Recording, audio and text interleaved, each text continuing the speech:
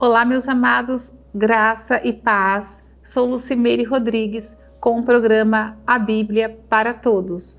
Hoje, dia 26 de novembro de 2022, e até aqui nos ajudou o Senhor. Vou trazer uma palavra para a edificação da sua fé no nosso Salvador, Jesus Cristo. Amém, meus amados? A palavra de hoje está no capítulo 1 da primeira carta que o apóstolo Paulo escreveu a Timóteo, versículo 12, capítulo 1, versículo 12, tá? Paulo escreve a Timóteo. Na ocasião, Paulo, quando escreveu essa carta, ele estava na Macedônia e Timóteo estava em Éfeso, ele era líder da igreja de Éfeso. Então essa carta aqui é uma carta exortativa, é uma carta de aconselhamento, é uma carta pastoral, é uma carta muito importante que Timóteo recebeu para estar colocando na igreja, para estar aplicando na igreja, é uma carta de ajuda. Então a igreja já havia, como sempre, vários tipos de problemas. Então essa questão de problema na igreja não é algo recente, não é algo nosso, é algo que toda a vida existiu. A gente tem que entender que onde há um agrupamento de pessoas, esse agrupamento tem pessoas diferentes, pessoas que pensam de um jeito e de outro, e nem sempre a gente consegue agradar todo mundo. A gente fala da igreja, mas a gente tem que perceber que a liderança sofre um pouco com essas coisas, porque é lógico que tudo que a igreja faz, que a liderança faz, é para agradar as ovelhas, é para agradar os membros, e muitas vezes não alcança isso, porque um membro aceita de um jeito, ou de outro, e a gente tem que pensar que a igreja, ela é uma unidade, a gente tem que trabalhar junto, a gente tem que as causas principais, a gente tem que falar a mesma língua, é necessário que isso aconteça para a obra avançar, E quando agora eu falo igreja, eu falo de nós, tá? Vamos esquecer o templo, igreja, templo, vamos pensar igreja, nós, porque o plano da igreja já estava no coração de Deus. É tanto que ele permitiu aí que os apóstolos fossem e abrissem igreja, onde eles pudessem abrissem igreja. Então, congregar é algo que Deus ama e a igreja somos nós. Amém? E nessa passagem aqui é uma passagem muito interessante, porque Paulo, ele era conhecido como Saulo de Tarso, ele era de Tarso, por isso que é Saulo de Tarso e depois Paulo de Tarso. Ele era um seguidor do cristianismo. Ele perseguia, ele recebia a carta do Sinédrio, que era a corte maior judaica, era a corte que julgava, inclusive, os judeus. Ele recebia a carta do Sinédrio, das autoridades, para estar perseguindo os judeus. Ele perseguia, muitas vezes levava preso, separava esses judeus da família, e muitos foram mortos por ele, ou amando dele. Então ele era um judeu temido pelos judeus que tinham se convertido ao cristianismo. Inclusive, até assim, uma curiosidade, Paulo, ele que fez a circuncisão de Timóteo, já adulto, ele fez para Timóteo. Então, Deus tem um trabalhar na vida de quem a gente menos imagina. Eu vou falar isso depois, por isso que eu vou entrar nessa parte aqui dessa carta tão preciosa que o apóstolo Paulo escreve a Timóteo, que era um filho dele na fé, era um querido de Paulo. Então Paulo era esse judeu que era versado nas leis, ele era muito instruído, ele conhecia muito, ele era muito zeloso, ele praticava a religião judaica, porque os judeus, ele tem uma coisa assim, é muito interessante, quando um judeu se converte, eles seguem muito direitinho, porque eles têm essa questão com a religião e seguir tudo muito certinho. Eles são assim até nos dias de hoje.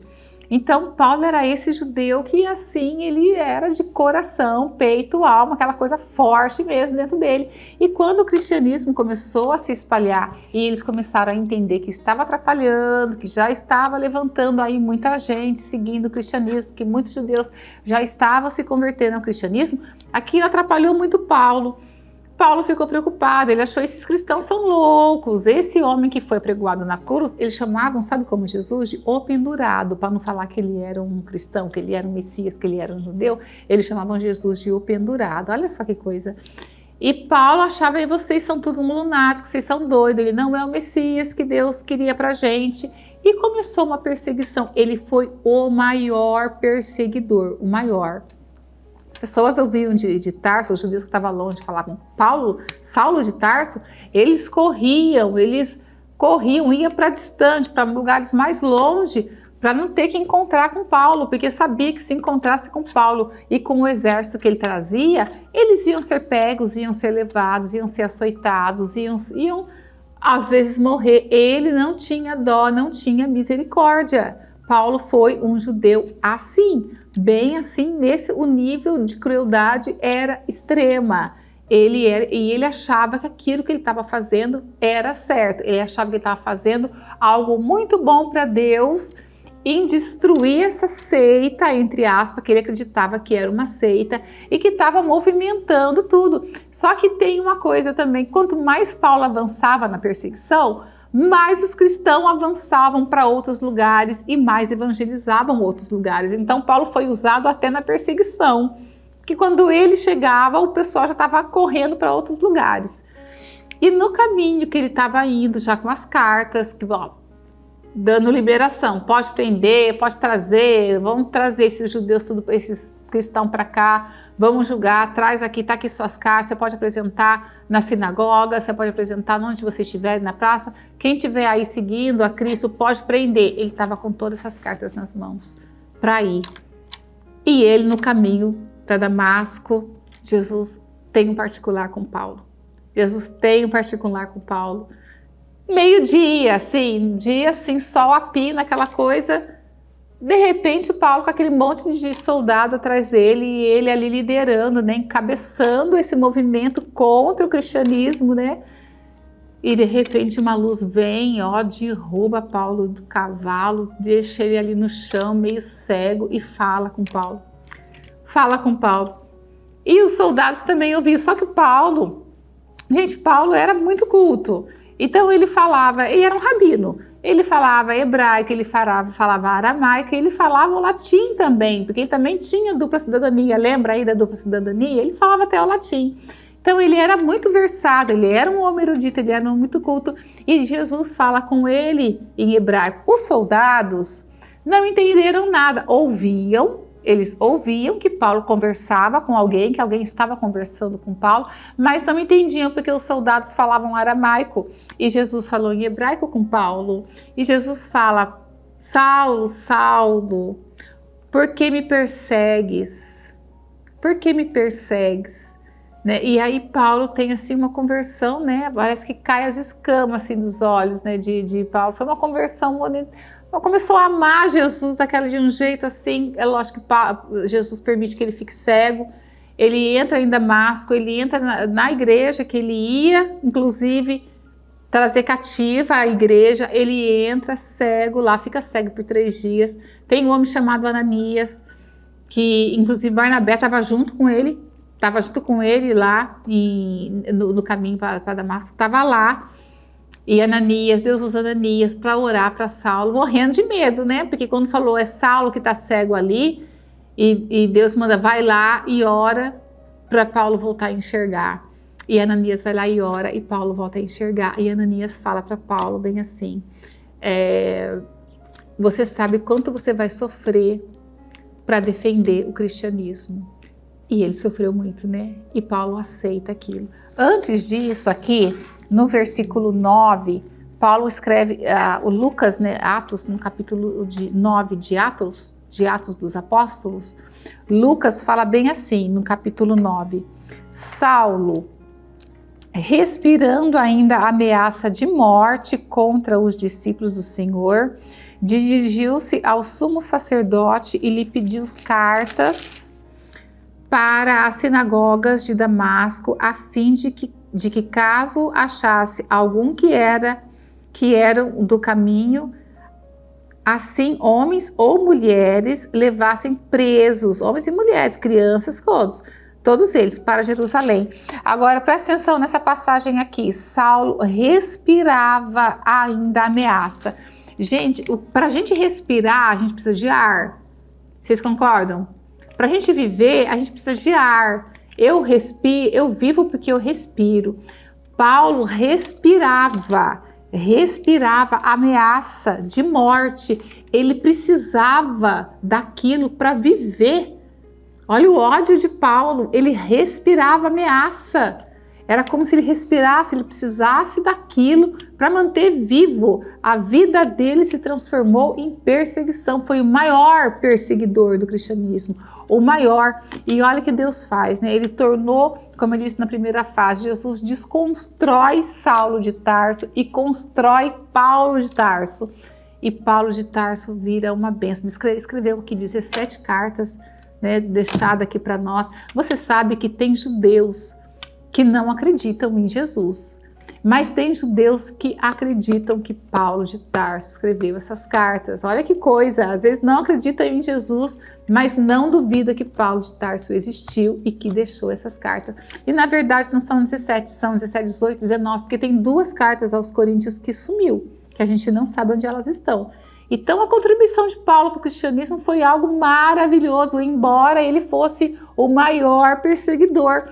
E essa perseguição ele carregava nas costas aquilo, porque a pessoa não esquece do que foi o passado, a gente não esquece algo ruim que a gente fez para uma pessoa.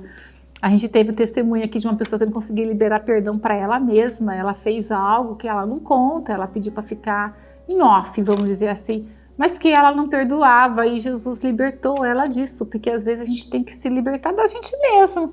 A gente tem coisas que às vezes a gente faz e que às vezes a gente fala, meu Deus, eu fiz algo muito errado, eu fiz algo que eu não devia ter feito e Jesus já te perdoou e você não se perdoou, você ainda se cobra disso. Não acontece muito isso? E Jesus vem para tirar essa dor de vocês. E aqui essa passagem que eu vou ler para vocês é então capítulo 1, versículo 12. A graça e a sua eficácia na experiência do apóstolo Paulo. Então ele escreve assim a Timóteo. Paulo é da tribo de Benjamim, tá? Ele era um judeu e fariseu. Ele era um fariseu, tá? Era um daqueles fariseus que Jesus apontava e falava, hipócritas, vocês são hipócritas. Paulo era um deles. Então olha aqui, olha, sou grato para com aquele que me fortaleceu, Jesus Cristo, Cristo Jesus, nosso Senhor, que me considerou fiel, designando-me para o ministério, a mim, que noutro tempo era blasfemo e perseguidor e insolente. Olha, ele fala isso. Eu fico pensando, será que às vezes o que Paulo carregava não era o próprio espinho que ele fala que ele carregava na carne? Porque nada tirava aquele espinho dele, né? Mas obtive misericórdia, pois fiz na ignorância, na incredulidade, o período da ignorância dele, não conhecia, não sabia que aquele era Cristo. Ele perseguiu num período de ignorância, e todos nós temos um período de ignorância, né? E eu acredito que até mesmo quem nasce num lar evangélico tem um período de ignorância, porque a gente não conhece tudo a todo tempo, a gente já não nasce num berço evangélico e conhecendo tudo. A gente aprende e às vezes no decorrer dessa nossa caminhada no evangelho, a gente tem um período de ignorância que a gente não sabia e às vezes a gente peca sem saber que está pecando. É um período de ignorância que todos nós temos. Transformou-me, porém, a graça do nosso Senhor, com a fé e o amor que há em Cristo Jesus. Presta atenção nessa aqui, ó. Fiel é a palavra e digna de toda aceitação, que Cristo Jesus veio ao mundo para salvar os pecadores, dos quais eu sou o principal. Vou ler de novo. Fiel é a palavra e digna de toda aceitação, que Cristo Jesus veio ao mundo, ele veio ao mundo para salvar os pecadores. Jesus veio para salvar os pecadores, dos quais eu sou o principal. Agora você veja, Paulo de Tarso escrevendo essas maravilhas, porque as cartas de Paulo de Tarso são lidas nas igrejas, em congressos, são lidas. Hoje a gente lê, a gente prega Paulo, a gente foi o apóstolo dos gentios. Se não fosse Paulo, o evangelho ia ficar ali em Jerusalém, na Judéia, ia ficar ali em Israel.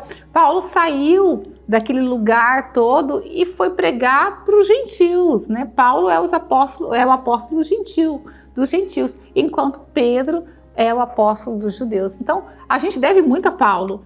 E Paulo se coloca aqui, olha, os pecadores dos quais eu sou o principal. E Paulo coloca assim, eu sou o principal dos pecadores. Por que ele fala isso? Porque ele foi um perseguidor, ele matou, ele judiou, ele foi feroz, ele não teve misericórdia. Mas Jesus teve misericórdia de Paulo, mesmo ele considerando, eu sou o pior do pecado. Tem uma passagem que Paulo fala, né? Que o bem que eu devo fazer não faço, o mal que eu não devo fazer, esse eu faço. Então isso cabe para nós. Isso cabe para nós, porque a gente, eu sou evangélico, mas a gente também tem pecados, a gente não está imune disso não, a gente peca. A palavra fala que a gente peca com pensamento. Tem uma passagem que Jesus fala assim, se você não pode adulterar. Você não pode adulterar. Mas se você olhar para uma mulher com olhos de desejo, você já está adulterando. Você não pode matar o seu irmão, mas se no seu coração brotar ódio pela vida daquele seu irmão, automaticamente você já tem desejo de matar aquele irmão. Olha como a coisa é séria. É muito séria essa questão de pecado. Nós que somos cristãos somos cobrados disso. E é lógico que a gente se cobra disso, porque a gente quer levar uma vida abençoada, a gente quer uma vida que agrade a Deus. Deus é o nosso maior, Deus é o nosso Salvador, Jesus Cristo é o nosso Salvador, a gente quer agradar Ele de todas as formas.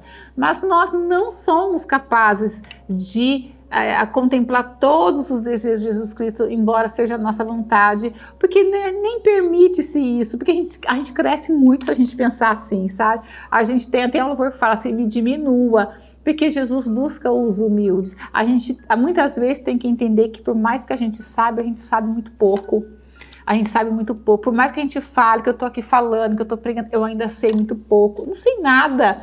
Muitas vezes a gente não sabe quase nada. O que a gente sabe é que Jesus permite a gente saber e a gente repassa, é lógico, com toda a felicidade, com todo carinho para os irmãos nas igrejas, para as ovelhas, porque a gente quer salvação para todos, para a família, para os nossos amigos, a gente quer a salvação. Mas tem muitas palavras que estão seladas, muitas palavras que a gente vai ainda aprender, a gente vai ainda contemplar, vai entender o porquê daquilo, por que sofre o justo. A gente vai entender isso ainda, Deus vai dar essa resposta para a gente ainda. O que a gente tem que fazer é seguir o Evangelho, é pregar o ID, é ir atrás de pessoas, salvar pessoas, né? Falar de Cristo para salvação, falar do amor de Cristo, porque Paulo mesmo fala aqui, olha, o pior do pecador era eu. E a gente fala, meu Deus, mas se Paulo está falando que o pior pecador é ele, quem sou eu? Quem sou eu? Quem é você? Quem somos nós? Né? E a misericórdia de Jesus Cristo, eu quero deixar aqui uma mensagem para vocês, meus amados. Não desista da sua família, não desista dos seus filhos que de repente estão dando trabalho nas drogas, que estão na prostituição, que estão desigrejados, vamos dizer assim, que de repente chegou naquela idade, eu não quero mais saber disso. Aquela coisa, às vezes a pessoa é criada dentro da religião, nasce num berço evangélico, que é muito, a gente pensa, entre aspas, a gente pensa, porque nasceu num berço evangélico, vai ser muito mais fácil, porque vai viver dentro da igreja, vai me acompanhar, e às vezes isso não acontece. Às vezes a pessoa cresce no berço evangélico, quando completa uma certa idade, aquela coelhinha na pipa, às vezes não quer, e é uma frustração para os pais que investiram toda a vida, né, naquela criança, nos ensinamentos, leu a palavra, levou para a igreja, participou da escola bíblica, do ensino bíblico, batizou, fez curso de batismo, ouviu as pregações, tudo, e de repente a pessoa, isso é uma coisa que acontece muito, eu não estou falando uma coisa que raramente acontece não, acontece muito, eu já vi isso acontecer muito, das pessoas ser criadas nas igrejas, quando completa 18, 19, 20 anos, escapa, eu não quero mais para mim isso, e pai não consegue segurar, porque pai não consegue segurar filho, porque filho acaba fazendo o que quer, não acaba não, filho acaba fazendo o que quer, e sai da igreja, e é uma tristeza para os pais, você imagine só a tristeza, mas eu quero falar para vocês, e pessoas também que entram na igreja, tem aquela coisa fervorosa no início, né? Aquele primeiro amor, aquela paixão por Jesus, porque Jesus é encantador, Jesus ama, a gente sente esse amor por Jesus, porque parece que Jesus fala com a gente, entende, né? O oculto e o profundo da gente. Mas tem gente que passa por tudo isso na vida, vê coisas grandiosas e se afastam depois de Cristo.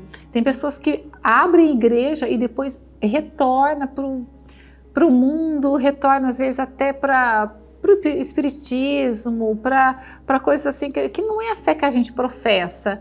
E a família fica desesperada, os irmãos ficam desesperados, fica pensando nessa vida, né? Porque a gente não quer que ninguém se perca, né? Deus não quer também que ninguém se perca. Mas vou falar uma palavra de conforto para vocês. Não desistam dessas pessoas, não desistam. Há salvação para o pior pecador. Olha aqui Paulo. Paulo se considerava o pior pecador. Não desista dos seus filhos, não desista dos seus parentes, não desistam dos seus pais, dos seus irmãos, dos seus amigos que se desviaram. Continue em oração. Nós temos as nossas armas espirituais, que é a oração, que é o jejum. Se consagra, ajoelha, peça a Deus por misericórdia por essa vida. Não desista, porque Jesus tem salvação para todos. E Jesus não quer que ninguém se perca. É uma palavra de ânimo para vocês. Continue orando, continue persistindo pelo seu filho, pela sua filha, pelo seu sobrinho, pelos seus pais, pelos seus filhos. Continuem persistindo, porque Jesus está colhendo essas lágrimas aí. Jesus está ouvindo essas orações aí. E eu tenho certeza que Jesus vai responder a oração, porque a oração de um justo, ela tem muito valor, ela é preciosa e Jesus recolhe essas orações. Muitas vezes eu já deitei na cama e não consegui nem orar. Eu só queria chorar. Eu não conseguia orar, eu só chorava. E eu tenho certeza que Jesus recolheu as minhas lágrimas e levou ao nosso Senhor. Eu tenho certeza que as minhas orações em lágrimas, porque eu não conseguia falar, a dor era tanta que eu não conseguia falar e eu só chorava. E eu tenho certeza que Jesus recolheu minhas lágrimas e ouviu a minha oração daquele jeito que eu conseguia orar. Daquele jeito, Jesus ouviu minha oração e eu já estou recebendo resposta dessas orações. Então não desista, meus amados, tenham fé, muita fé, porque Jesus está te ouvindo. Se isso te consola, abra sua mão agora, receba. Eu tenho fé em Cristo, eu tenho fé nessa palavra, eu não vou desistir de ninguém, porque desistir é a coisa mais fácil que tem. Lutar é que é difícil e as pessoas partem pelo mais fácil. Chega, não quero, desisto. Isso é fácil, isso é para quem é fraco. Persistir é para quem é forte, para quem quer ir. Eu vou continuar e eu tenho certeza que eu estou falando com pessoas fortes, com pessoas determinadas, com pessoas que servem a Jesus Cristo. E eu tenho certeza que você não vai desistir. Continue orando, porque Deus tem salvação para o maior pecador. Para o maior pecador. E eu tenho certeza que Ele tem salvação para os seus também. Amém? Deus abençoe a vida de vocês grandemente, que vocês guardem essa palavra no coração, amém? E até o próximo sábado, em nome de Jesus.